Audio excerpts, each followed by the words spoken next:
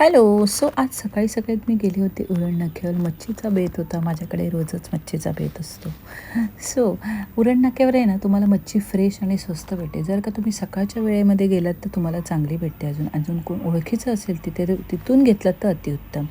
So मी मस्तपैकी fresh paplet आणले होते फ्राय करण्यासाठी आणि कोळंबी थोडीशी आणली होती. कारण परी मच्छी खात नाही, ती फक्त कोळंबीच खाते.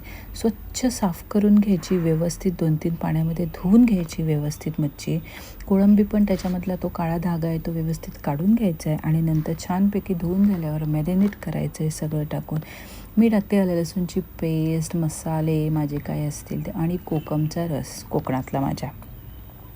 आणि त्यानंतर मी रवा लावते फक्त. रव्यामध्ये मी काहीही टाकत नाही आणि नंतर फक्त तेलामध्ये थोडंसं लसूण सोडते, जेणेकरून त्याचा स्मेल म्हणजे छान येतो. आणि थोडंसं पॉपलेट फ्राय करायचं होतं आणि थोडी मच्छीची कढी बनवायची होती मालवणी पद्धतीमध्ये, ऑरेंज कलरची, जी माझी फेवरेट आहे. सो पॉपलेट मी फ्राय करून घेतली, कढी बनवून घेतली आणि मग दुपारी मम्मीला दिलं जेवायला भात. पॉम्फ्रेट आणि भात, वाव! एवढं छान कॉम्बिनेशन आहे ना की काय सांगू. सो जेवायला दिल्यानंतर मला आहे ना संध्याकाळी शॉपिंगला जायचं होतं. थोडीफार शॉपिंग करायची होती. गौरवला पण शर्ट हवा होता 2-3.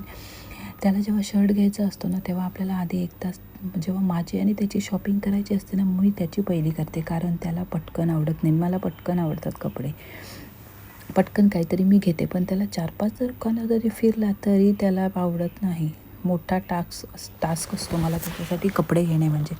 मग काही घरी आले आणि रांगोळी काढायला बसले. रांगोळी काढून काही उपयोग झाला नाही, कारण पाऊस एवढा पडला होता, बापरे. सो आज फक्त एवढंच. बाय.